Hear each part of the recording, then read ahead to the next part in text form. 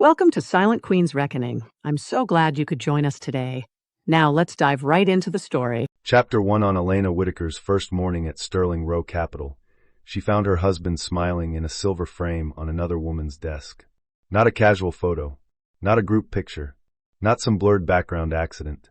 Marcus Hale stood in a black tuxedo with one arm wrapped around a blonde woman's waist, his mouth close to her temple, his expression soft in a way Elena had not seen at home for almost 2 years.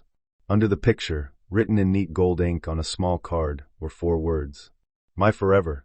Marcus and Vivian. Elena stopped beside the desk with a cardboard coffee cup in one hand and her new employee badge in the other. The office around her kept moving. Phones rang. Keyboards clicked. A glass conference room glowed with morning sunlight. Somewhere, an assistant laughed too loudly at a joke. Only Elena went still.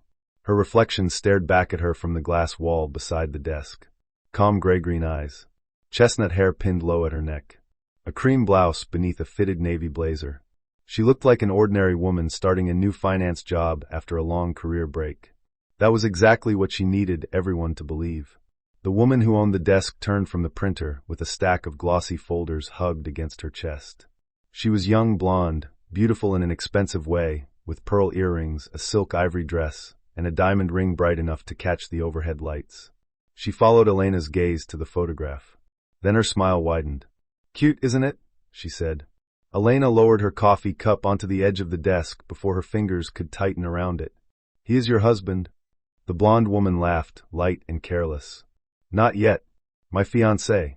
For half a second, Elena heard nothing. Not the phones. Not the elevator doors. Not the city traffic beyond the floor-to-ceiling windows. Her husband had left their townhouse that morning wearing the same charcoal suit he wore when he wanted to look powerful but approachable. He had kissed the air beside her cheek, not her skin, and said he would be in meetings all day. He had reminded her not to wait up. He had not mentioned that one of those meetings might be with his fiancée. Elena looked at the photo again. Marcus's hand rested openly on the blonde woman's waist. No distance. No caution. No shame. She turned back with a small, polite smile. Congratulations. The blonde woman's expression shifted. She had expected surprise, maybe envy, maybe eager questions. Elena gave her nothing. Thanks. She set the folders down and extended a manicured hand. Vivian Cross, Senior Brand Strategy Manager. You must be the new analyst from compliance. Elena Whitaker. Vivian's handshake was soft but performative, the kind of touch that said she was already deciding whether a person mattered. Whitaker, Vivian repeated, tilting her head. That sounds familiar. It's a common enough name. Maybe. Vivian's eyes moved over Elena's blazer, her simple watch, the absence of visible designer logos. Her smile cooled. Well, welcome to Sterling Row. Try not to be overwhelmed. This place can be intense if you're not used to real pressure. Elena picked up her coffee. I'll adjust. Vivian leaned one hip against the desk, already comfortable in the role of office queen. Marcus says the same thing. He's brilliant under pressure. That's why the board trusts him with the Northbridge merger. Elena's pulse gave one measured beat. Northbridge. That was why she was here. 3 weeks earlier, Margaret Sterling, the chairwoman of Sterling Row Capital, had called Elena on a private line and said, I need someone who can walk into my company unnoticed. Someone with numbers in her bones and no patience for lies. Elena had almost refused. After 7 years of marriage to Marcus, she had grown tired of cleaning up men's ambition after they mistook it for talent. But then Margaret sent the files. Marketing budgets inflated by nearly $7 million. Consulting payments routed through shell vendors. A luxury apartment lease billed as client hospitality.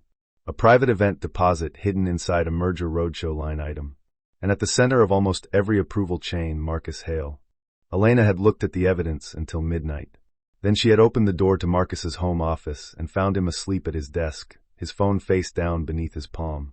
She had stood there in the dark, watching the man who once promised to build a future with her, and realized he had already built one without her. She accepted Margaret's offer the next morning.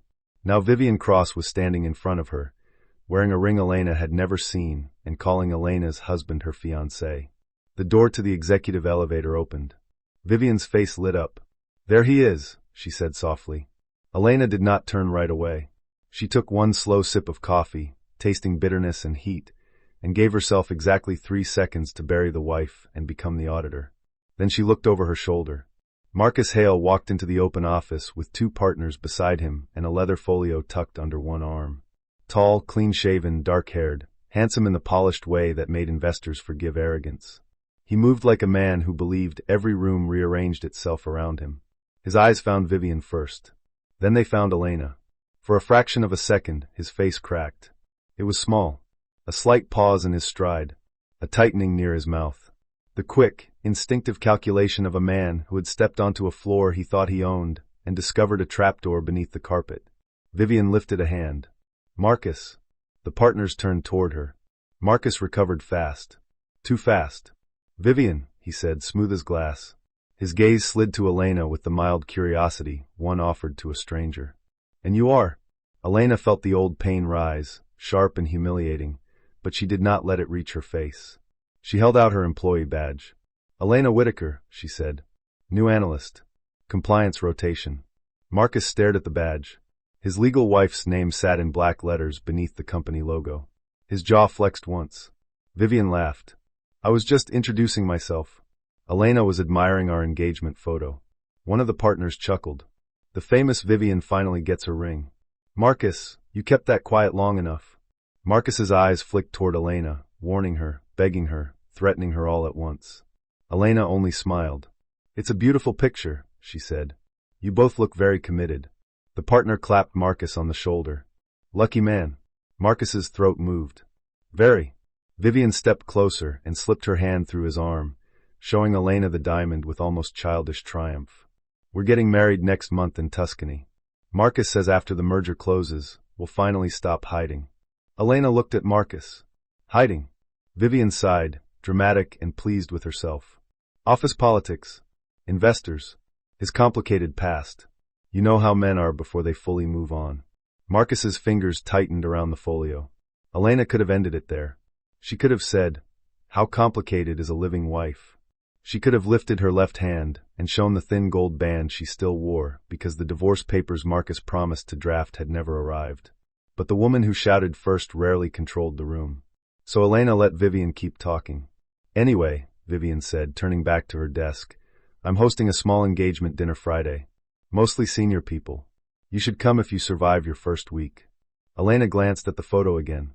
I would love to. Marcus's head snapped toward her. Vivian smiled, satisfied by what she assumed was obedience. Perfect. It'll be good for you to see how this company really works. Elena's smile did not change. That is exactly why I'm here. Chapter 2. Marcus cornered Elena before lunch in a narrow corridor behind the executive conference rooms. He did not touch her. He knew better.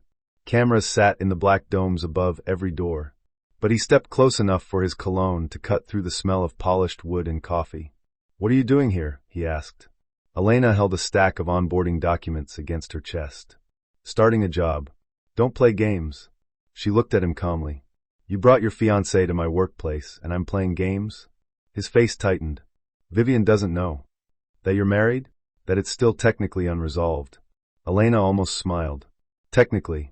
A word men used when they wanted betrayal to sound like paperwork. We have lived in the same house for 7 years, she said.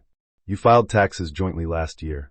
Your mother still calls me every Thanksgiving to ask whether I'm bringing my cranberry tart. Which part is technical? Marcus looked toward the hallway entrance, then lowered his voice. This is not the place. It became the place when I saw your engagement photo on her desk. His eyes hardened. There it was. Not guilt. Not fear for her. Fear of exposure. You need to leave, he said. Whatever Margaret offered you, I'll double it. Elena let the silence sit between them. Then she asked, how did you know Margaret offered me anything? Marcus blinked. A small mistake. The kind he used to mock junior analysts for making. Elena watched him realize it, watched the blood retreat slightly from his face. For the first time that morning, she felt something colder than hurt. She felt confirmation. Marcus forced a laugh. You think I don't know how this company works? Margaret drags in outsiders when she wants to scare people. She dragged in an employee. You are not built for this floor anymore. His voice sharpened. You spent years hiding in that townhouse, doing freelance models for boutique funds, and pretending it was a career. These people eat weakness before breakfast. Elena looked down at the folders in her arms. Inside were access forms, audit protocols, and a confidential authorization letter signed by Margaret Sterling herself. Marcus had no idea how much authority sat beneath the plain paper. When she lifted her eyes, her voice stayed even. "Then you should be grateful I already ate." His expression flickered with anger. "Elena," he said, switching tactics. Softer now. Almost the old Marcus, the one who used to stand barefoot in their kitchen and kiss flour from her wrist when she baked. "Listen to me. Vivian is complicated. This situation is complicated. If you embarrass me, you embarrass yourself too." "No," Elena said. "If I tell the truth, I embarrass you." He stared at her. "Do you want money?" he asked at last. "Is that what this is? I can arrange a settlement." Quietly. Generously. There it was again. The assumption that everything he broke could be paid for with money he had not earned alone. Elena leaned closer, just enough that he could hear her without the microphone above the door catching every word. "I don't want your money, Marcus. I want your records." For the first time, real fear crossed his face. Then the corridor door opened. Vivian walked in with a tablet tucked under her arm. Her gaze moved from Marcus to Elena, then back again. Suspicion sparked, quick and bright. "Everything okay?" she asked. Marcus stepped back. "Fine." Elena had a question about department structure. Vivian's eyes narrowed. "Did she?" Elena gave her a polite nod. He was very helpful. Vivian slipped beside Marcus with the confidence of someone claiming territory. "Good. Because I need him in the brand review." She smiled at Elena, but there was a blade under it. New analysts usually go through Nora in compliance. Senior partners are busy. "I'll remember that." Marcus turned to leave, but Elena spoke before he could escape. "Oh, Mr. Hale?" He froze at the formal address. Elena held up one of her documents. "For the Northbridge merger audit, I'll need access to vendor approvals, executive expense accounts, event invoices, and any off-cycle brand payments from the last 18 months. Vivian's smile disappeared. Marcus recovered with effort. "That's a broad request." "It is. Who authorized that scope?" Elena's gaze stayed on his. "The chairwoman." Vivian let out a short laugh. "Margaret signs everything. It doesn't mean she reads it." Elena turned to her. "Then this will be a good opportunity for everyone to become more attentive." The corridor went quiet. Vivian's face flushed beneath her makeup. Marcus looked as if he wanted to drag both women into separate rooms and rewrite the morning. Elena adjusted the folders in her arms. "Enjoy the brand review." She walked away before either of them found a clean answer. Behind her, Vivian whispered something sharp. Marcus did not reply. That silence told Elena more than any confession. Chapter 3 by 3 in the afternoon, Elena had found the first receipt. It was not hidden well. Men like Marcus rarely hid things well at first. They believed their status was a better lock than any password. The invoice came from Belladonna Atelier, a luxury bridal house in Milan. $186,000 for gown customization, veil embroidery, and private fittings. It had been coded under International Client Experience for the Northbridge Merger Roadshow. The approving executive was Marcus Hale. The internal sponsor was Vivian Cross. Elena sat at a temporary desk near compliance, scrolling through the payment trail while the office around her settled into the late-day rhythm of expensive exhaustion. Behind glass walls, partners performed confidence for clients. Assistants carried printed decks like offerings. Analysts moved quickly, faces pale from too much caffeine and too little daylight. Nora Blake, the compliance systems manager, dropped into the chair across from Elena with 2 paper cups of tea. "Chamomile," Nora said. "You looked like someone who either needed calm or was planning a felony." Elena accepted the cup.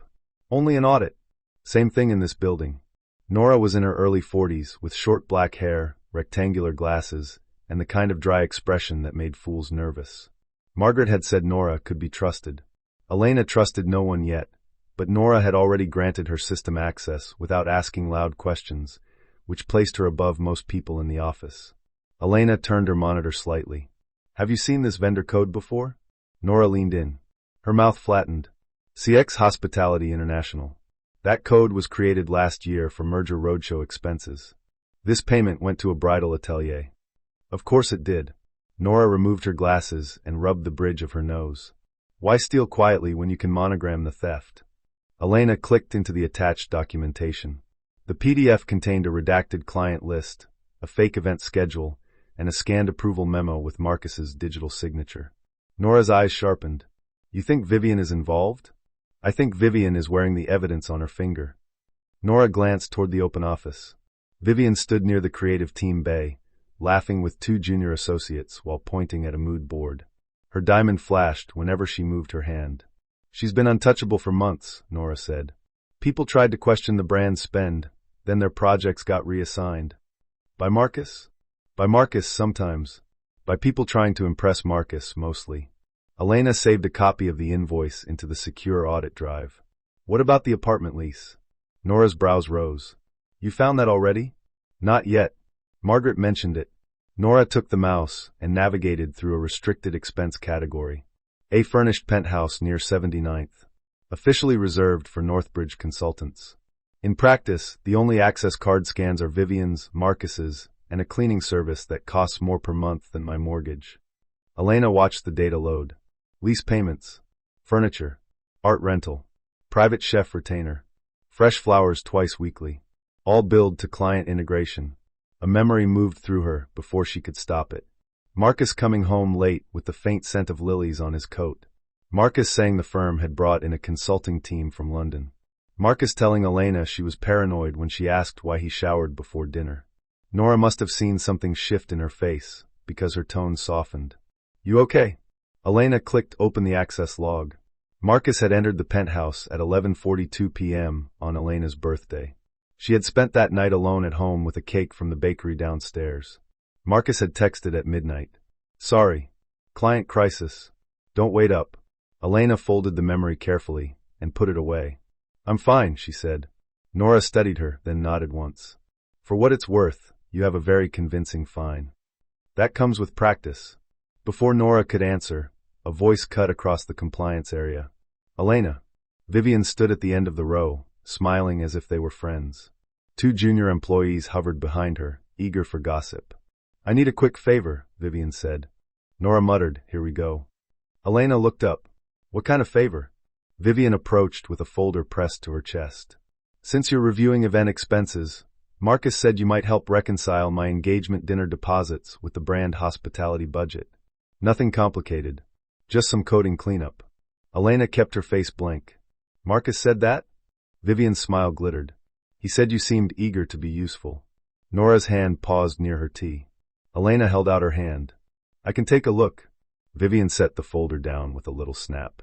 Wonderful. We're hosting at Lamarani Friday night. Private room. Very tasteful. Marcus hates cheap things. Elena opened the folder. Inside were florist estimates, champagne orders, a tasting menu, security arrangements, and a deposit for a string quartet. The total crossed $90,000. At the top, Vivian had written, Northbridge Cultural Welcome Dinner. Elena looked up slowly.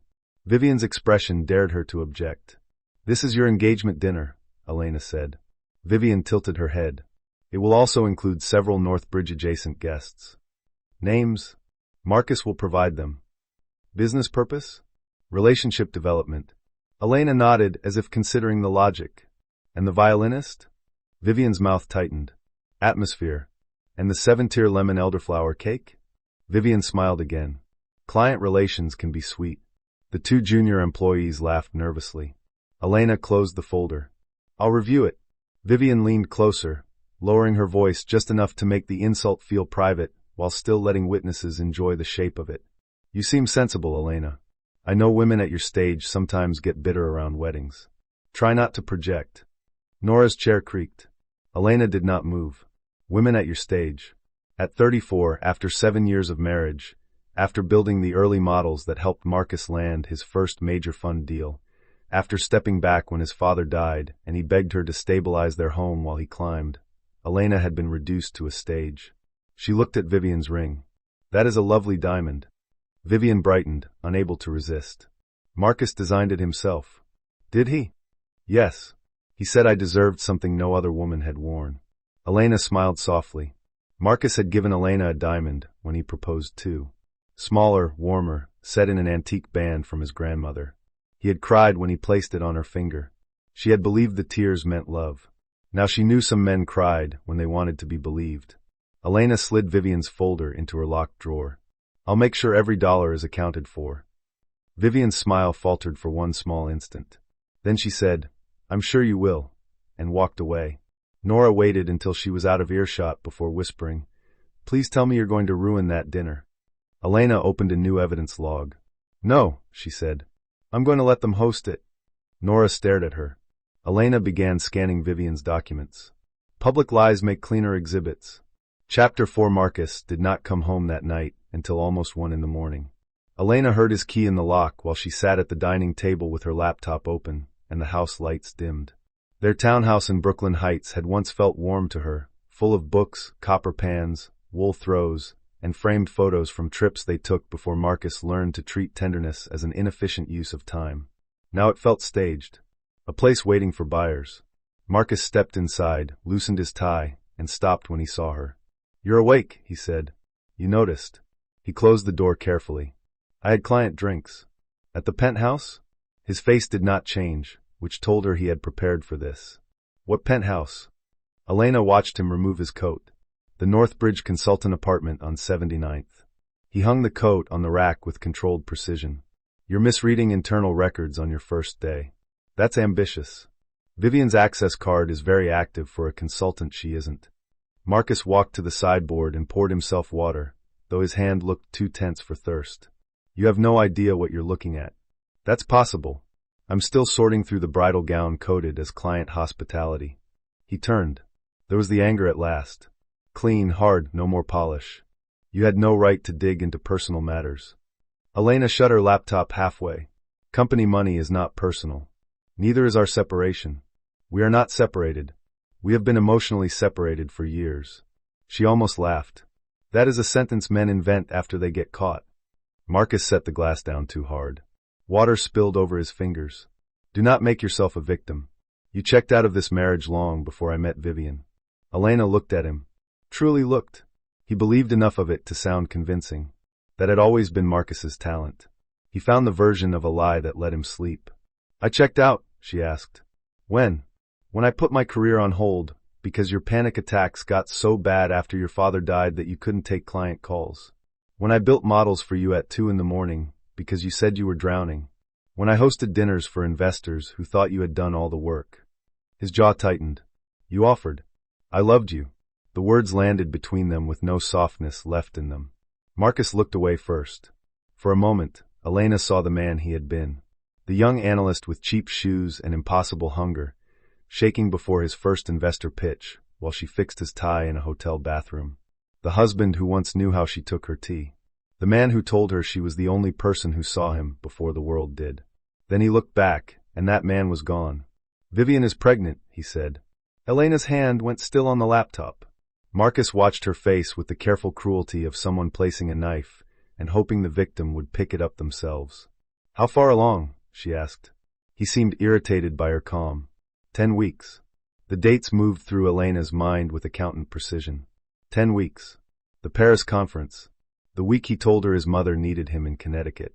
The week Elena had sat alone in a fertility clinic waiting room after Marcus promised he would meet her for a consultation, then texted that a client emergency came up. She had left before the nurse called her name. Marcus rubbed a hand over his face. I didn't plan it. Children rarely enjoy being called accidents. Elena. No. If she is pregnant, that child deserves honesty more than either of you do. He stared at her, thrown by the answer. Perhaps he had expected screaming. Perhaps he had hoped for it. A hysterical wife would be easier to dismiss. I'm going to file, he said. Quietly. After the merger closes. Vivian and I will marry in Tuscany, and you'll receive a settlement. More than fair. Will the settlement be paid from client hospitality too? His eyes flashed. Enough. Elena stood, closing the laptop. No, Marcus. Enough was last year. Enough was my birthday. Enough was you pretending not to know me in front of your mistress. He stepped closer. You cannot win this. The house seemed to hold its breath. Elena looked up at him, calm enough to make him uneasy. You still think this is a marriage fight, she said. That's your first mistake. And what is it? A records fight. Marcus's mouth curled. Records can disappear. Elena nodded once. That's your second mistake. For the first time, uncertainty crossed his face. She carried her laptop toward the stairs. Halfway up, she paused. By the way, she said without turning, Vivian invited me to your engagement dinner. Silence. Then Marcus said, You're not going. Elena looked back. She asked me to reconcile the budget, she said. It would be rude to skip the event. His expression darkened. If you show up there to make a scene, I will make sure no firm in this city hires you again. A year ago, that threat might have landed. A year ago, Elena had still believed reputation was something other people could take from you. Now she only felt tired. Wear a good suit, she said. There will be pictures. Chapter 5. By Friday, Elena had assembled 3 folders. The first held clean evidence: invoices, approvals, access logs, vendor registration forms, payment trails, and calendar entries. The second held human evidence: emails, messages, event photos, internal chats where Vivian joked about making Marcus expense the honeymoon as investor care, and one voice memo from Derek Shaw, a junior finance director who sounded close to tears when he admitted Marcus had ordered him to backdate approval notes. The third folder held the part Marcus never saw coming: ownership. Not of Sterling Row Capital. Margaret Sterling still ruled that kingdom with iron pearls and a voice like polished steel. But the Northbridge merger was not merely a company transaction. It involved a trust, a foundation, and a private investment vehicle that traced back to Whitaker Holdings, Elena's family office. Marcus had always known Elena came from money. He had met her at a charity auction where her mother sat beside a senator, and her father's name opened doors even after his death. But Elena had kept the scale of it quiet. She never wore wealth loudly. She drove an old Volvo because she liked the way it handled in winter. She bought good coats and repaired them. She let Marcus believe her trust was modest because, early in their marriage, he seemed ashamed whenever her background entered a room before he did. So Elena made herself smaller. It was one of the few choices she regretted. What Marcus did not know was that Whitaker Holdings controlled a minority, but decisive financing tranche tied to Northbridge's final approval. If fraud contaminated Sterling Row's side, Elena had the legal authority to freeze the release. Margaret had not brought Elena in only to investigate Marcus. She had brought her in because Elena could stop the deal from closing if the numbers were dirty. At 4 p.m, Margaret called Elena into her office. The chairwoman sat behind a marble desk with no family photos, no unnecessary decoration, and one orchid so perfect it looked disciplined. She was in her late 60s, silver hair swept back, black suit immaculate. She had been friends with Elena's mother for 30 years and had the unsettling ability to make silence feel like an interview. "You're going tonight?" Margaret asked. "Yes." "Good. He'll perform better with an audience." Elena set the folders on the desk. "Marcus told me Vivian is pregnant." Margaret's expression did not change, but something cooled in her eyes. "Is she?" "I don't know. I haven't confirmed it. Do you want me to remove you from the investigation?" No. Margaret studied her. "You're allowed to be wounded, Elena. Being useful does not require being made of marble." Elena looked toward the window. Far below, traffic moved along the avenue in glittering streams. "I'm not marble. I'm just done bleeding in rooms where people applaud the knife." Margaret leaned back. "Your mother would have liked that sentence." "My mother would have told me to say less and subpoena more." A brief smile touched Margaret's mouth. "Also true." Elena opened the first folder. "The wedding expenses are enough for termination, but not enough for prosecution without showing intent. The vendor setup and backdating help. Derek Shaw is willing to cooperate if protected." "Done." The penthouse lease ties Marcus directly to misuse of funds. "Also done." Vivian's approvals show she knew personal expenses were being coded as business hospitality.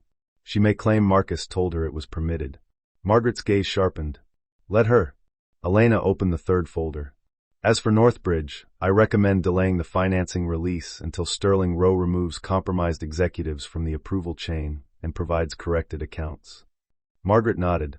"That will hurt." "Yes. It will hurt Marcus." "Yes. It may hurt the firm." Elena met her eyes. "Fraud has already hurt the firm. This only decides whether we amputate or pretend the infection is elegance." Margaret closed the folder with one hand. "Your father used to say you were the only person in the room who could make mathematics sound like Judgment Day." Elena's throat tightened unexpectedly. Her father had died before Marcus changed. Or perhaps before Elena was willing to see that he always could. Margaret stood and came around the desk. "Tonight, do not let them pull you into spectacle too early. People like Marcus survive by making the truth look emotional." "I know." "Good." Margaret placed a black envelope on the desk. "Your official appointment as Special Audit Representative for the Whitaker Financing Tranche and Temporary Compliance Liaison to the Board. Effective immediately. I will announce it when the room is full. Elena looked at the envelope. It was heavier than it should have been. Thank you, she said. Margaret's voice softened. Do not thank me for giving you the authority you already had. Elena slipped the envelope into her bag. On her way out, Margaret added, "We're something that makes him remember what he underestimated." Elena paused at the door. For the first time that week, she smiled like herself. Chapter 6. Lamarani sat on the top floor of a hotel overlooking Central Park. All brass elevators, dark velvet, and flowers arranged so expensively they seemed aware of their own status. Elena arrived at 7:30. She wore a black silk dress with a high neckline and long sleeves, simple enough to look restrained, cut well enough to make the hostess stand straighter when she approached. Her hair was down now, soft waves brushing her shoulders. She wore her wedding ring on her right hand. Not as a claim, as evidence. The private room had glass walls on two sides, the city burning gold beyond them.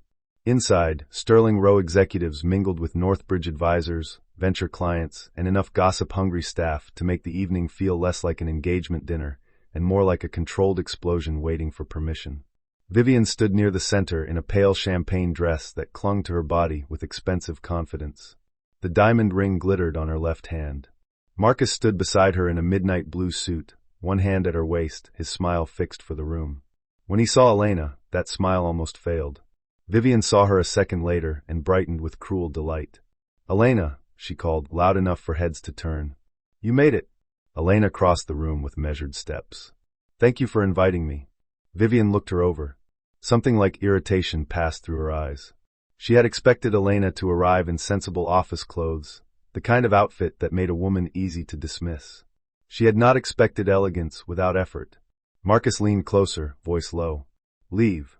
Elena took a glass of sparkling water from a passing server. "You'll need better manners at your own engagement dinner." Vivian laughed as if Marcus had said something charming. "He's nervous. Big week." A woman from Northbridge smiled at Elena. "Are you with Sterling Row?" "Yes," Elena said. "Compliance." Vivian touched Marcus's lapel. "She's new. Very diligent. She's been helping clean up little budget details for tonight." "Important work," the Northbridge woman said. "Very," Elena replied. Marcus's eyes darkened. Vivian lifted her glass. "Actually, since you helped, Elena, you should see the cake later." "It's ridiculous." Marcus insisted. "He says I deserve the kind of celebration people remember." Elena looked at him. "I'm sure they will." More guests arrived. Vivian moved from group to group, performing sweetness like a practiced language. She introduced Marcus as her fiancé without hesitation. Each time, Elena watched his face. Each time, Marcus accepted the title. He did not stumble once. That, more than the photo, ended whatever small burial Elena had not finished inside herself. At 8:15, Vivian took Elena by the elbow. It was a bold move. Possessive, falsely intimate. Her fingers pressed into Elena's sleeve as she guided her toward a quieter corner near the dessert table. "I should thank you," Vivian said. "For what?" "For being so manageable." Vivian smiled, showing perfect teeth. "I worried you might be one of those women who makes everything about herself because life didn't give her enough attention." Elena glanced toward the room. Marcus was speaking to two Northbridge partners, but his eyes kept returning to them. Vivian followed her gaze. "Don't worry. He told me about you." Elena looked back. "Did he?" "Not much. Just enough." Vivian's voice dropped. A sad almost ex. A woman who couldn't move forward. He stayed kind because he felt guilty. Marcus has a soft spot for broken things. Elena felt the words land, but they did not enter. There had been a time when an insult from a younger woman might have found every secret insecurity Elena carried. The years Marcus withdrew affection. The appointments he missed. The way he made her feel inconvenient for wanting partnership, then needy for noticing its absence. But Vivian did not know Elena. She only knew the version Marcus needed her to believe.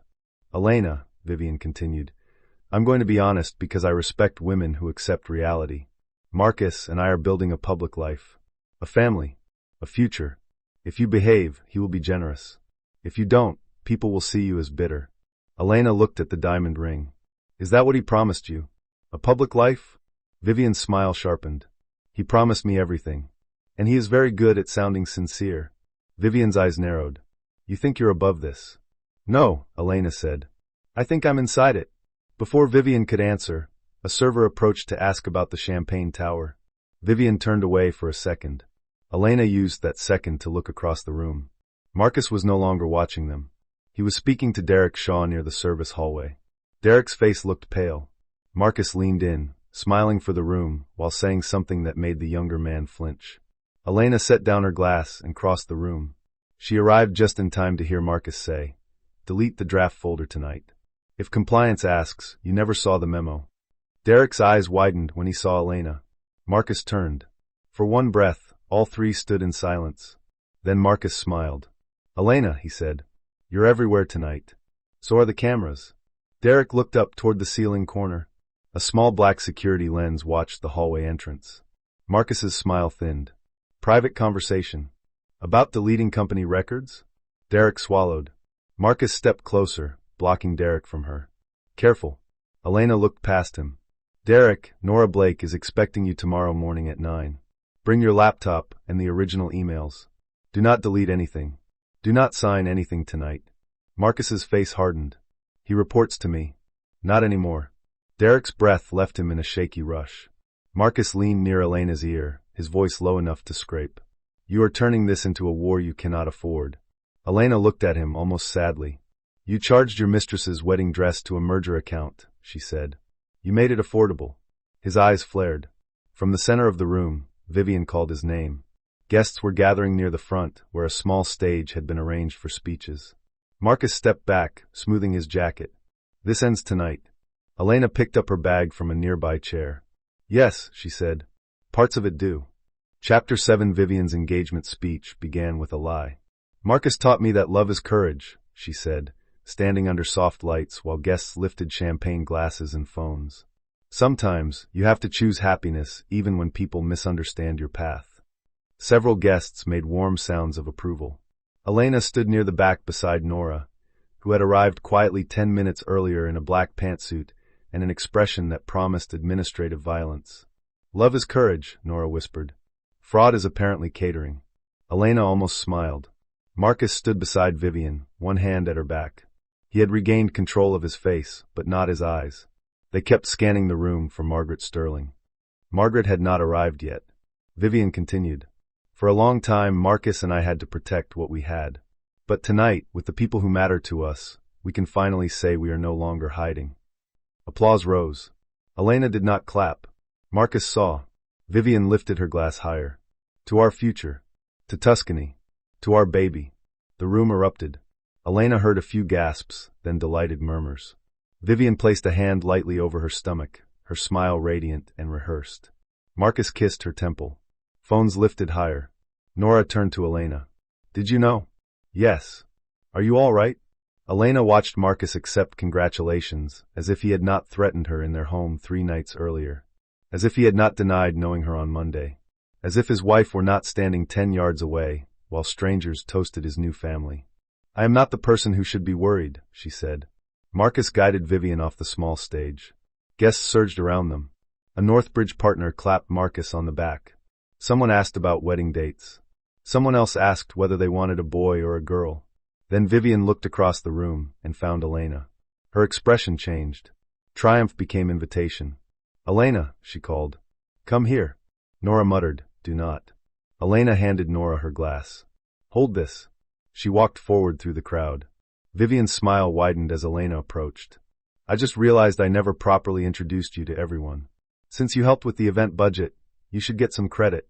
The room quieted into that hungry silence people create when they sense humiliation approaching. Marcus stepped closer to Vivian. "Not now." But Vivian was flushed with victory. The pregnancy announcement had made her reckless. "Nonsense," she said. "Elena is part of our Sterling Row family now." Elena stopped at the edge of the stage lights. Vivian turned to the room. "Everyone, this is Elena Whitaker. She's new in compliance. Very detail-oriented. She's been reviewing invoices for tonight, which I appreciate. Weddings are stressful enough without paperwork." A few polite laughs. Vivian touched Elena's arm, too lightly to be kind. "She's also a reminder that women can start over at any age. Isn't that brave?" The insult was wrapped in silk, but everyone heard it. Marcus's face tightened. "Vivian." Elena looked at the room. "Partners. Clients. Assistants. Investors. People who had built careers pretending not to notice cruelty unless it threatened profit. She smiled. "Thank you, Vivian," she said. "That is generous." Vivian blinked, expecting discomfort. Elena turned slightly so her voice carried. "Since you mentioned invoices, perhaps I should clarify one thing. I did not review tonight's expenses as a favor." The air shifted. Marcus took one step toward her. "Elena." She did not look at him. "I reviewed them because this event appears to have been submitted under Northbridge Cultural Hospitality, despite being announced publicly tonight as an engagement dinner." A murmur moved through the room. Vivian's smile froze. "What are you doing?" "My job." Marcus's voice dropped. "Stop." Elena finally looked at him. "You had that option when you approved the first false invoice." The murmur sharpened. A Northbridge partner lowered his glass. "Marcus, what is she talking about?" Vivian laughed, brittle and too loud. "This is absurd. She's a junior analyst trying to sound important." "Not junior," said a voice from the entrance. Everyone turned. Margaret Sterling stood in the doorway, silver hair gleaming beneath the chandeliers, black coat draped over her shoulders. Two board members entered behind her, followed by the company's general counsel. The room went silent in a different way. The kind of silence that recognized power. Margaret crossed the floor slowly. No one blocked her path. Even Vivian stepped back without meaning to. "Elena Whitaker is here under my authorization," Margaret said. "Effective this week, she serves as special audit representative for the Whitaker financing tranche connected to the Northbridge merger, and as temporary compliance liaison to the board." Vivian's face drained of color. Marcus looked at Elena as if seeing a door where he had expected a wall. Margaret continued, voice crisp. "She is not here to reconcile party receipts. She is here to determine whether Sterling Row Capital has been used as a private wallet by any executive or employee in this room." No one moved. Nora appeared beside Elena and handed Margaret a tablet. Margaret did not look at the screen. She already knew enough. Elena opened her bag and removed the black envelope. Marcus stared at it. "Elena," he said quietly. "Think carefully." She looked at him. "I have." Vivian's hand gripped his sleeve. "Marcus, tell them she's lying." He did not answer fast enough. That was the first public crack. Elena stepped onto the stage. She did not raise her voice. She did not need to. "Belladonna Atelier. $186,000. Coded as International Client Experience. The invoice describes a custom bridal gown and veil." Vivian whispered, "No, Lamoranti. $91,000. Submitted as Northbridge Cultural Hospitality. Tonight's event materials identify it as an engagement dinner." Several guests looked at their menus as if the paper had become evidence. 79th Street penthouse. 8 months of rent, staff, furnishings, food service, and floral deliveries. Coded as consultant lodging. Access logs show repeated entries by Marcus Hale and Vivian Cross. Vivian stepped back as if the floor had tilted. Marcus tried to smile. "It came out wrong. This is a misunderstanding. Internal coding errors happen during high-volume transactions." Elena looked at him. "Then you should not have instructed Derek Shaw to delete the draft approval folder 17 minutes ago in front of a camera." Derek, standing near the back, closed his eyes. The Northbridge partner turned sharply toward Marcus. "Is that true?" Marcus's face flushed. "Derek is under pressure. He may have misunderstood." Derek opened his eyes. His voice trembled, but he spoke. "I didn't misunderstand." The room seemed to inhale. Marcus turned on him. "Derek." Derek looked at Margaret, then Elena. "Mr. Hale told me to backdate the vendor approval memos. He said Ms. Cross's expenses had to clear before the merger closed. I kept the original emails." Vivian made a sound between a laugh and a sob. "You little coward." Nora's eyebrows lifted. "Bold choice, Vivian." Margaret turned to General Counsel. "Secure Mr. Shaw's laptop and phone. Voluntary cooperation status." "Understood," Counsel said. Marcus's charm vanished completely. "Margaret, this is becoming theatrical." "No," Margaret said. "Theater is billing your wedding as client hospitality." A few people looked down to hide their reactions. Elena saw Marcus's hands curl at his sides. He was cornered now, and cornered men often stopped pretending they were civilized. He turned to her. "This is revenge," he said loudly. "My wife is angry because our marriage ended." The room shifted again. "Wife." The word landed like glass breaking. Vivian stared at him. "What did you say?" Marcus realized too late. Elena stood very still. Margaret's eyes narrowed. A woman near the dessert table whispered, his wife. Vivian turned toward Elena, her face collapsing into panic. You're married to him? Elena looked at Vivian. For the first time all week, there was no performance between them. Yes, she said. Legally. Publicly. Financially. For 7 years. Vivian's hand flew to her stomach. Marcus? Marcus looked from Vivian to the room, searching for the version of the story that left him least ruined. Elena refused to accept the separation, he said. We were done. Elena removed her ring from her right hand and held it between 2 fingers. This is the wedding ring he gave me. The divorce papers he claims exist were never filed. The separation agreement he referenced was never drafted. He continued to use our marital address, joint tax filings, and spousal benefit declarations through this year. The Northbridge partner's face went cold.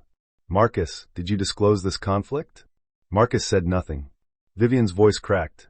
You told me she was your ex. Elena almost felt pity. Almost. Then she remembered Vivian calling her broken. Marcus reached for Vivian. I was going to handle it. She slapped his hand away. You said she was obsessed with you. Elena looked down at the ring in her palm. There was a strange quiet inside her now. Not happiness. Not victory. Something cleaner and sadder. The moment when a person finally sees the full shape of what they survived. Marcus turned desperate. Elena, we can discuss this privately. You had private, she said. You used it to lie. Margaret stepped forward. Marcus Hale, pending formal board review, you are suspended from all executive authority at Sterling Row Capital. Your access to company systems, financial approvals, and merger documentation is revoked immediately. Marcus went pale. You can't do that in front of clients. I can do it in front of anyone whose money you touched. General Counsel nodded to 2 security officers near the entrance. They moved in, not touching Marcus yet, but close enough to make the humiliation complete. Vivian looked around the room, searching for sympathy and finding calculation instead. Her social kingdom had evaporated in under 5 minutes. She turned on Elena. You planned this? Elena met her eyes. No. I documented it. Vivian's face twisted. You let me invite you. You let me stand here and announce my baby. I did not create your choices. No, you just waited to ruin me. Elena's voice softened, but not from weakness. Vivian, Marcus ruined you the day he taught you that another woman's humiliation was proof of your importance. Vivian flinched. For once, she had no answer. Marcus's breathing grew rough. He looked at Elena with hatred stripped of polish. You think you won? You froze one deal. You embarrassed me at one dinner. Elena stepped down from the stage and faced him at eye level. I froze the Whitaker financing release at 5:40 this afternoon, she said.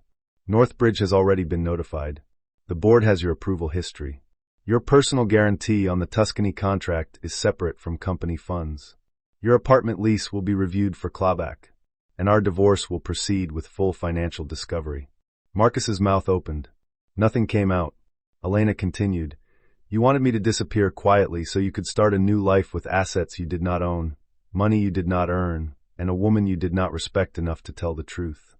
She placed the wedding ring on the nearest cocktail table. I am quiet, Marcus. I was never gone. The room held its breath. Security stepped closer. This time, Marcus did not resist.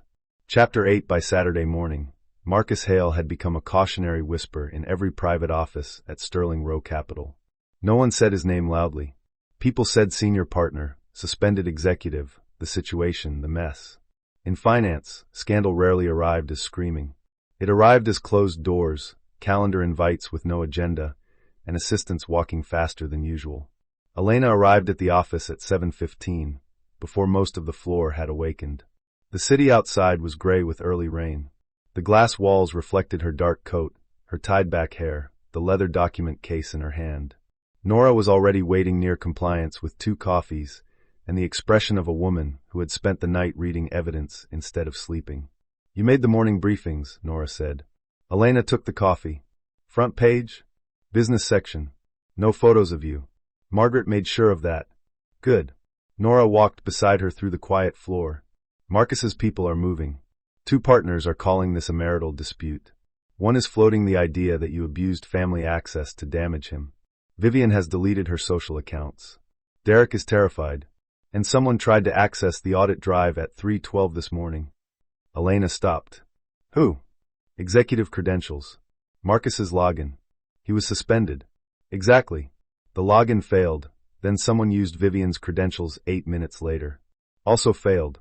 Elena looked toward the dark row of executive offices. Marcus had always hated losing control. He did not apologize when cornered. He reorganized the battlefield and called the new map Truth. Lock Vivian's access, Elena said. Already done. And preserve the failed attempts. Already done. Elena glanced at her. You enjoy saying that. Nora's mouth twitched. Deeply. They entered the compliance room, where 2 monitors displayed file logs, expense maps, and a timeline stretching across 18 months. On the far wall, Nora had pinned a clean printout of vendor names, dates, approvals, and personal benefits. The pattern was no longer a suspicion. It was a machine. At the center of the machine sat Marcus. At its bright, reckless edge sat Vivian. Elena set down her document case.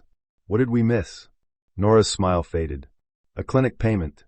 Elena looked up. Nora turned one monitor toward her. Not billed to Sterling Row.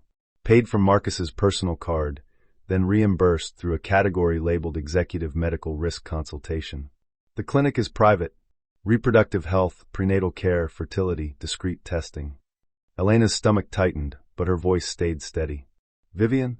Maybe. The appointment date was the morning after Marcus told you she was pregnant. Elena stared at the screen. The room felt colder. Can we confirm? Not without medical records, and I'm not touching that without counsel. But the reimbursement is company fraud either way. Elena nodded slowly. Do not mention pregnancy in the hearing unless Vivian brings it up. Nora studied her. You're protecting her? I'm protecting the child if there is one. A pause settled between them. Nora leaned back in her chair. You know she wouldn't do that for you. I know. Then why? Elena looked at the timeline, at the neat rows of betrayal disguised as accounting.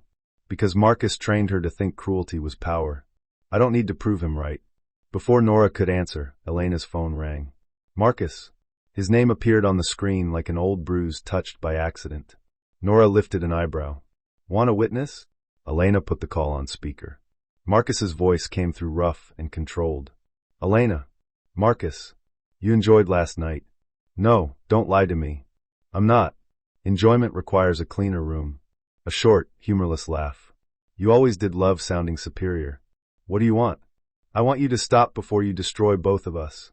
Elena looked at Nora, who had already begun recording the call through the compliance line. You should speak to counsel, Elena said. I am speaking to my wife. Only when it helps you. His breathing sharpened. Listen carefully. If you push this, I will tell everyone you planned it from the beginning. That you married me because of the Northbridge connection. That you used our marriage to spy on the firm. Elena closed her eyes for one brief second. Not from fear. From exhaustion at the predictability of him. Then she opened them. Northbridge negotiations began 11 months ago. We married 7 years ago. People don't care about timelines. They care about stories. That is why records matter. You think records save you? His voice lowered. I know things about your family too. Your father's trust.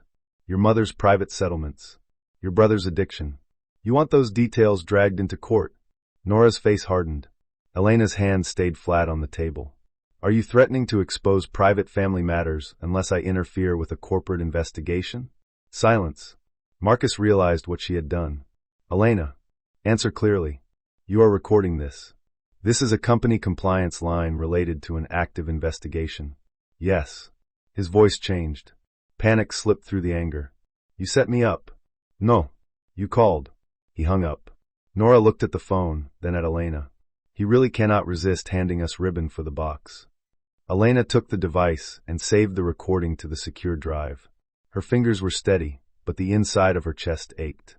No one tells you that winning against someone you once loved still hurts. The world claps when the villain falls. It does not see the woman standing behind the curtain, holding the memory of who he pretended to be.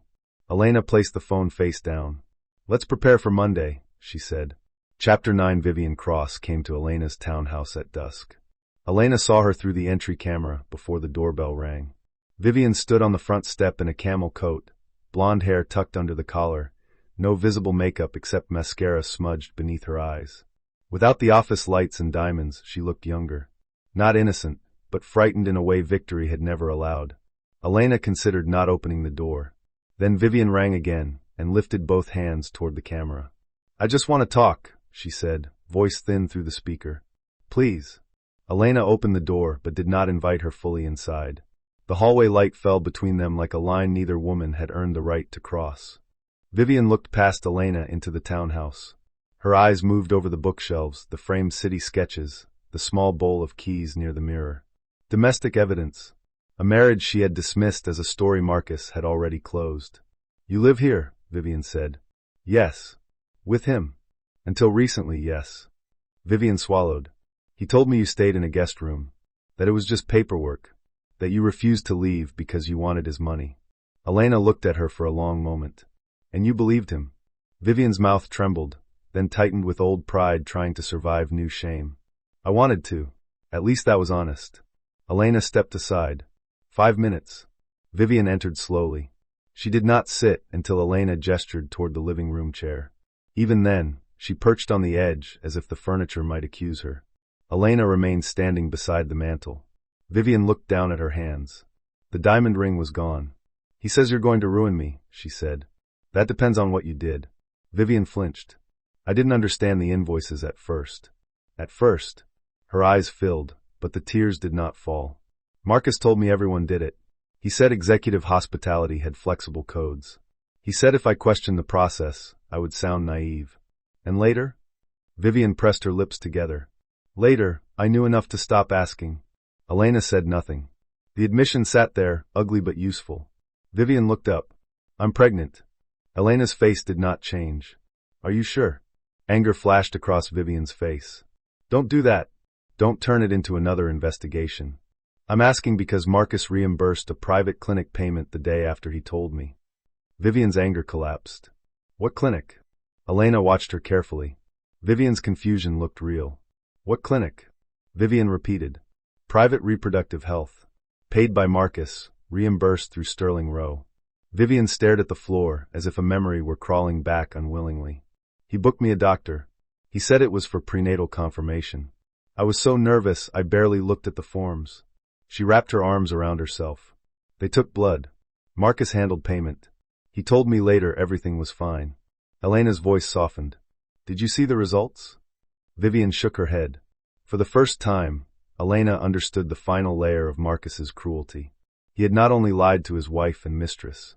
He had placed both women inside separate rooms and fed them whatever version made them useful. Vivian whispered, "What if I'm not?" The question held no triumph now. Only terror. A baby had been her proof that Marcus chose her. Without it, what remained was theft, humiliation, and a diamond that probably belonged to an expense trail. Elena sat across from her. "Then you still need a lawyer," she said. "And a doctor who reports to you, not Marcus." Vivian stared at her. "Why are you helping me?" "I'm not. I'm telling you not to let him own your medical information." Vivian gave a broken laugh. "You must hate me." "I did for about an hour." Vivian looked stunned by the honesty. Elena continued, "Then I saw the records. Hate is too intimate for what you are to me now." The words were not cruel. They were precise, and that made Vivian look away. "I said awful things to you," Vivian whispered. "Yes. I wanted you to feel small. You succeeded for less time than you hoped." Vivian wiped under one eye with the heel of her hand. "He told me you were pathetic. He said you had no life outside him." I repeated it because it made me feel chosen. Elena leaned back. The old wound pulsed once, then quieted. "Being chosen by a liar is not an award," she said. Vivian covered her face. For several seconds, the only sound was the rain tapping against the windows. When she lowered her hands, her voice had changed. Less polished. More human. "I have emails. Texts. Voice notes. He told me how to code the wedding expenses.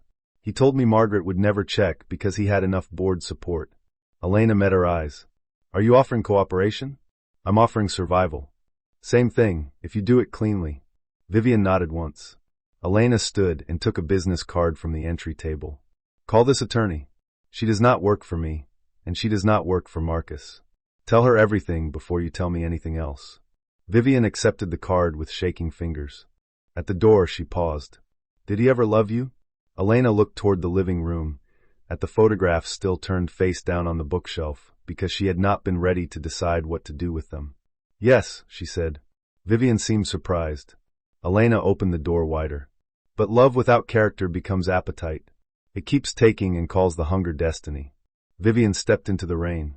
Elena closed the door and leaned against it for a moment after the lock clicked. Then she removed the framed wedding photo from the shelf, placed it in a drawer, and shut it. Not with anger. With finality. Chapter 10. The board hearing took place Monday morning on the 39th floor, in a room designed to make powerful people feel inevitable. A long walnut table. City views. Leather chairs. Discreet microphones. Water glasses aligned like soldiers. At the far end, Margaret Sterling sat beneath a painting of abstract gray lines that looked, to Elena, like a storm pretending to be architecture. Marcus arrived with 2 attorneys and no wedding ring. He wore a charcoal suit, white shirt, dark tie. Perfectly chosen. Serious, wounded, executive. His face was composed except for the faint tension around his eyes. Vivian arrived 10 minutes later with her own attorney. She did not look at Marcus. She wore a plain black dress, minimal makeup, and no diamond. Marcus noticed the missing ring immediately. A flash of fury crossed his face before he buried it. Elena sat across from him with Nora to her left and general counsel to her right. She wore a pale gray suit and carried no visible jewelry except her father's old watch. It had a scratched face and a brown leather strap. Marcus had always said it made her look sentimental. Today, it reminded her that not every inheritance sat in bank accounts. Margaret opened the hearing with no ceremony. We are here to assess preliminary evidence of executive misconduct, misuse of funds, false expense coding, attempted document destruction, and undisclosed conflicts connected to the Northbridge merger. Marcus's lead attorney leaned forward. For the record, Mr. Hale denies intentional misconduct. We also object to the presence of Ms. Whitaker in this proceeding, given her personal relationship with my client. Margaret looked at him. Noted. The attorney continued, encouraged by the lack of interruption. Her role creates a clear conflict. She is Mr. Hale's estranged spouse and stands to benefit from reputational and financial damage to him. Elena kept her hands folded. Margaret turned to Elena. Would you like to respond? Elena looked at the attorney, not Marcus.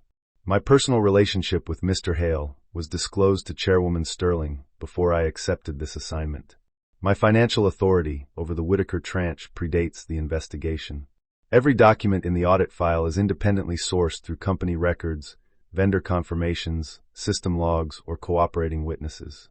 If Mr. Hale believes a specific record is false, he may identify it. Marcus's attorney shifted. We reserve the right to do so after complete review.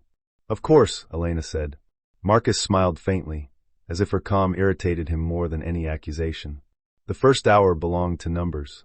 Nora presented payment trails with brutal clarity. She showed how CX Hospitality International had been created as a shell category, how vendor names were altered after approval, how bridal and personal luxury expenses were routed through client development codes. She showed the 79th Street lease, the access logs, the reimbursement for private event deposits, and the failed attempts to access the audit drive after suspension. Marcus's attorney objected to tone, to scope, to sequence. Margaret allowed the objections to be recorded and the evidence to continue. Then Derek Shaw entered. He looked smaller than he had at the engagement dinner, but steadier. He sat at the end of the table, placed both hands flat before him, and told the room exactly what Marcus had ordered. Mr. Hale said Ms. Cross's invoices had to clear before Northbridge's public signing, Derek said. He told me the brand team was under pressure and that I should not embarrass leadership with minor coding issues. Marcus's attorney asked, Did Mr. Hale specifically instruct you to commit fraud? Derek swallowed. He told me to backdate approvals for expenses that had already been rejected. That was not my question. It is my answer. Nora's mouth twitched. Marcus leaned back, expression cold. Then Vivian spoke. She did not cry. Elena had expected tears, but Vivian seemed past performance. She answered questions in a low, careful voice, confirming that Marcus had told her the wedding and apartment expenses could be processed through company accounts. She submitted text messages where Marcus wrote, Keep everything under Northbridge Hospitality until close. After signing, no one will care. Marcus stared at her with open hatred. Vivian did not look back. When asked about the pregnancy announcement, Vivian's attorney intervened to protect medical privacy. Margaret allowed it. Elena did not object. Marcus, however, could not resist. This is ridiculous, he said. Vivian is lying to protect herself. Elena turned her against me. The room went still. Margaret said, "Mr. Hale, you will speak through counsel." Marcus leaned forward. "No, this has gone far enough. My wife manipulated a vulnerable woman, threatened staff, and froze a major financing package because she was humiliated." Elena felt every eye move toward her. Marcus continued, gaining heat. "She can sit there in her gray suit pretending to be objective, but this is revenge. She wanted me back. She couldn't have me. Now she wants my career." For 1 second, the old Elena remembered defending him. At dinners. In rooms. Against friends who wondered why he never came home. Against her own instincts when they became too loud. Then the new Elena opened the folder before her. "May I present the call recording from Saturday morning?" she asked. Marcus's face changed. His attorney turned sharply toward him. "What call?" Elena handed a transcript to General Counsel. Mr. Hale called the compliance line and threatened to expose private family information unless I stopped the investigation. The recording was preserved under active inquiry protocol. Margaret nodded. "Play the relevant excerpt." The room filled with Marcus's voice. "If you push this, I will tell everyone you planned it from the beginning. I know things about your family too. Your father's trust. Your mother's private settlements. Your brother's addiction. You want those details dragged into court." Then Elena's voice, calm and clear. "Are you threatening to expose private family matters unless I interfere with a corporate investigation?" Then silence. Then Marcus. "You are recording this." The audio stopped. No one spoke. Marcus's attorney closed his eyes for one brief moment, the private despair of a professional watching a client set himself on fire. Margaret leaned back. "That answers the question of motive rather efficiently." Marcus stood. "This is a trap."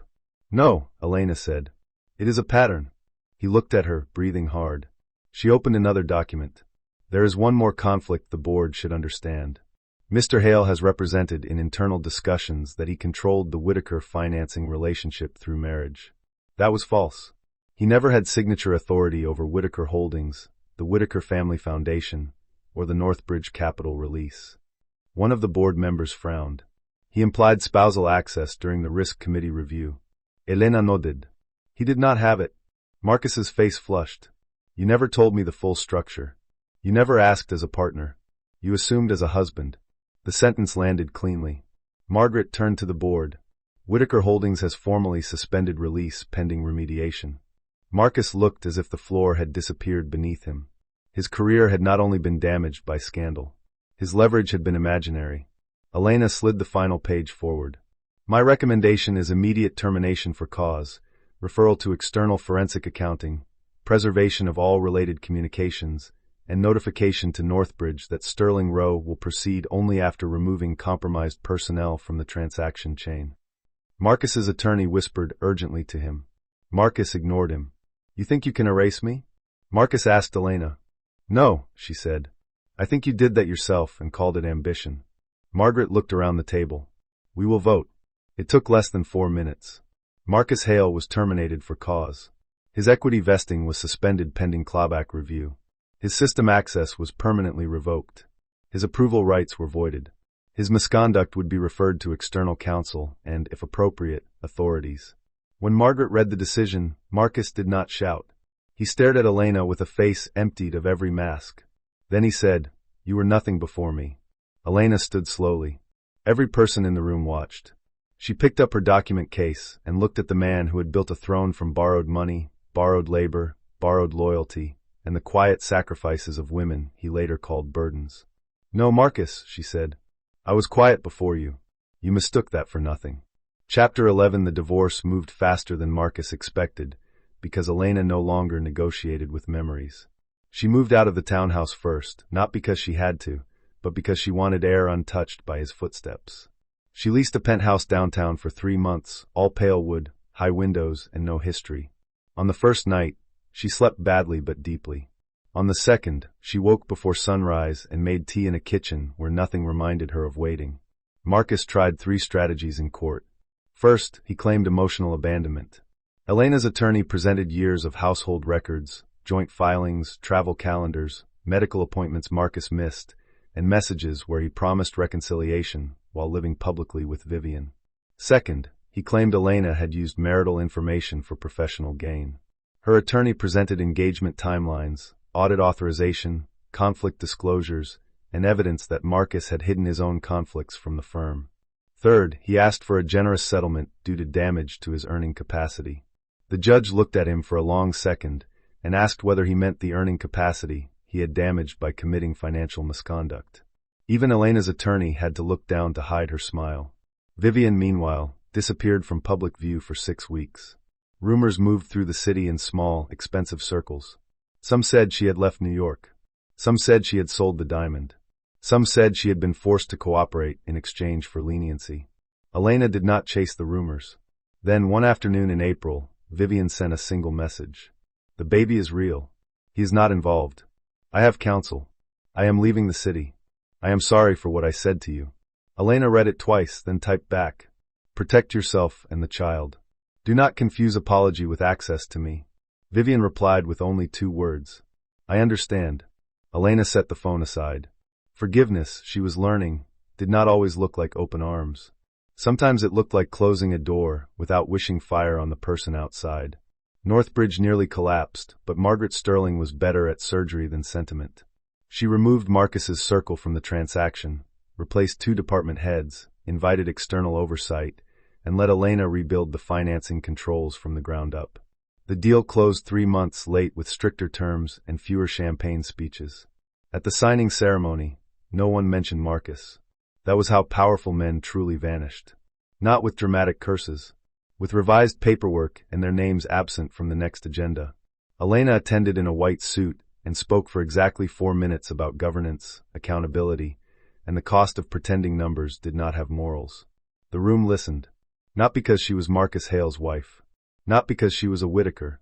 Because she had forced a company full of practiced liars to look at its own books. Afterward, Margaret found her near the window. "You should take the permanent board seat," Margaret said.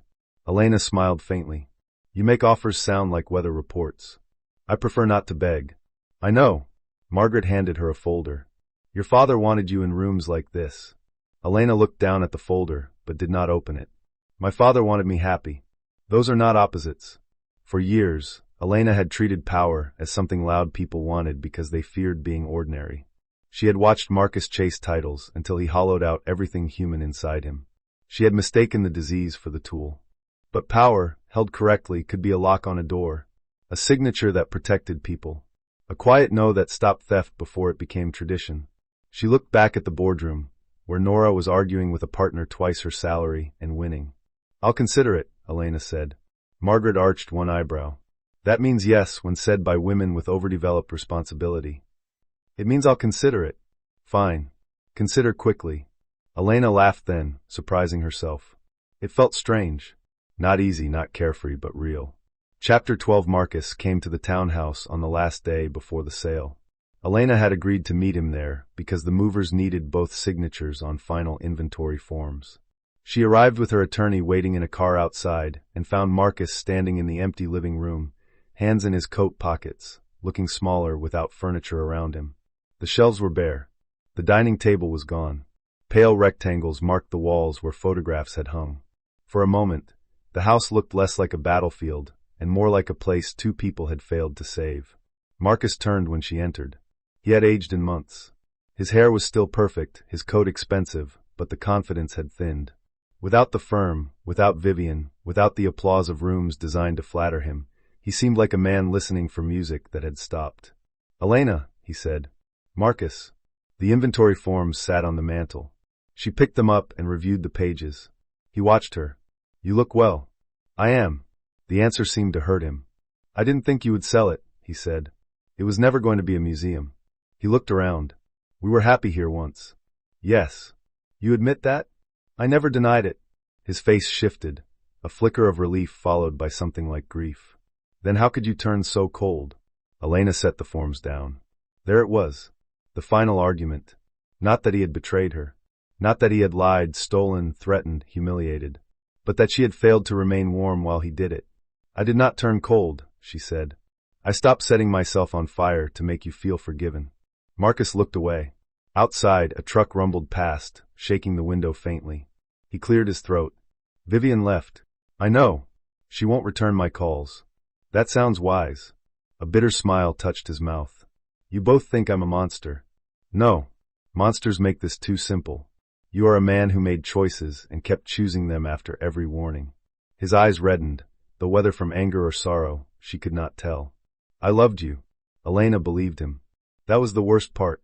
I know. He stepped closer. Then why wasn't it enough for you to just leave? Why did you have to take everything? She looked at him for a long moment. I didn't take everything, she said. I took back what you were using. His mouth tightened. Elena signed the final page, then offered him the pen. Marcus stared at it before taking it. His hand shook slightly as he wrote his name. When he finished, he did not let go of the pen right away. Do you ever miss me? He asked. Elena could have lied. It would have been cleaner. Instead, she looked around the empty room and gave him the truth he did not deserve but she needed. I miss who I was before I learned to survive you. Marcus flinched. She picked up the signed forms and placed one copy in her bag. At the door, he said, What happens to me now? Elena turned back. For 7 years, she had answered that question in different forms. What should he wear to the dinner? How should he handle the investor? What should he say to Margaret? How could he recover from a mistake? How could he become the man he wanted the world to see? This time, she let the question belong to him. I don't know, she said. That is finally not my job. Then she walked out. Chapter 13. 1 year later, Elena Whitaker stood on a stage in front of 400 women and did not mention Marcus Hale by name. The event was hosted by the Whitaker Foundation, newly expanded to fund legal support, financial literacy, and career reentry programs for women leaving controlling marriages. The ballroom overlooked the river. Morning light spilled across rows of faces. Lawyers, accountants, nurses, teachers, founders, mothers, daughters, women who had learned too early that politeness could become a cage if no one taught them where the door was. Elena wore a dark green dress and her father's watch. Nora sat in the front row, now head of compliance transformation at Sterling Row. Margaret sat beside her, pretending not to look proud and failing completely. Elena's mother, elegant and quiet, watched from the aisle seat with a handkerchief already folded in her palm. Elena looked at the speech on the lectern. Then she closed the folder. She had spent too many years reading from scripts written by fear. When people talk about betrayal, she began, they often ask why a woman stayed. Why she did not see it sooner. Why she trusted. Why she forgave. Those questions sound practical, but often they hide judgment. The room went still. Elena continued, voice steady. So today I want to ask better questions. Who benefited from her silence? Who trained her to doubt herself? Who called her loyalty weakness, then lived off it? Who taught her that leaving would make her cruel, while staying made her invisible? A few women lowered their eyes. Elena knew that look. Recognition could hurt before it healed. I used to think strength meant never being hurt in public, she said. I thought composure meant proving no one had reached me. I was wrong. Strength is not the absence of pain. Sometimes strength is pain with a calendar, a lawyer, a folder of evidence, and one friend who says, I believe you. Nora pressed her lips together. Elena smiled slightly. Not every woman has money. Not every woman has connections. Not every woman has a boardroom where the truth can be projected on a screen. But every woman deserves records, options, counsel, and the right to stop confusing endurance with love. The applause began softly, then grew until the room warmed with it. Elena waited. When it quieted, she looked toward the windows. The river moved under a bright sky, ordinary and unstoppable. A year ago, I thought I was losing a marriage. Then I realized I was losing an illusion. That loss hurt. It should hurt. We do not need to pretend freedom is painless in order to make it worthy. Her mother lifted the handkerchief to her eyes. Elena's voice softened. If you are rebuilding, please know this. You are not late. You are not foolish. You are not ruined because someone mistook your patience for permission. The life after the truth may begin quietly. It may begin with a locked account, a signed form, a packed suitcase, or a photograph on another woman's desk. A ripple moved through the audience. Elena let it pass. However it begins, let it become yours. After the speech, women surrounded her. Some thanked her. Some told fragments of stories. Some simply held her hand for a few seconds and nodded because language was too small for what they carried. Near the end, Margaret approached with 2 glasses of sparkling water. You closed the folder, Margaret said. I did. Reckless. Effective. Margaret handed her a glass. I taught you well. Elena laughed. My mother is right there. She can file a competing claim. Across the room, Elena's mother was speaking with Nora, both women smiling in a way that made Elena feel, for the first time in years, not observed or measured but held. Her phone buzzed once. A news alert appeared on the screen. Former Sterling Row executive Marcus Hale settles civil claims, barred from serving as officer in financial firms for 5 years. Elena looked at it for a moment. No rush of triumph came. No grief either. Only distance. She turned the phone face down. Margaret noticed. Anything important? Elena looked around the room at the women talking, exchanging cards, building futures in small brave steps. Yes, she said, but not more important than this. That evening, Elena returned to her apartment alone. Not lonely. Alone. There was a difference she had fought hard to learn. She made tea, opened the window, and let the city noise rise around her. On the shelf near the kitchen stood one framed photograph from the foundation event. Not a wedding photo.